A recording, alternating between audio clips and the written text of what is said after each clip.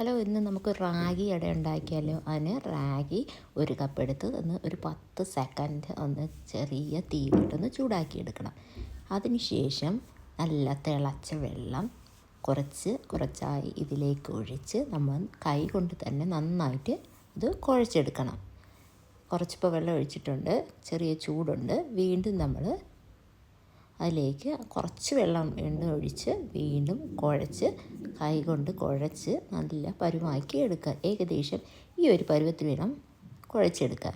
ഇനി വാഴയില നന്നായി കഴുകി കുറച്ച് മാവെടുത്ത് ജസ്റ്റ് ഇതിലേക്ക് വെച്ച് പച്ചവെള്ളത്തിൽ മുക്കി കൈ നനച്ചതിന് ശേഷം ഈ വാഴയിലേക്ക് നന്നായിട്ട് കനം കുറച്ച് പരത്തിയെടുത്തതിന് ശേഷം ശർക്കരയും തേങ്ങയും ഒരു നുള്ളുപ്പും അതിലേക്കിട്ട് മിശ്രിതം നമ്മൾ ഒരു സൈഡിലേക്ക് വെച്ച് ഇത് പരത്തി ഒരു സൈഡ് മറ്റേ സൈഡിലേക്ക് ഇത്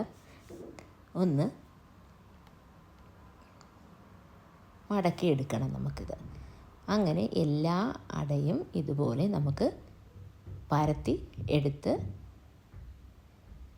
സ്റ്റീം ചെയ്തെടുക്കണം.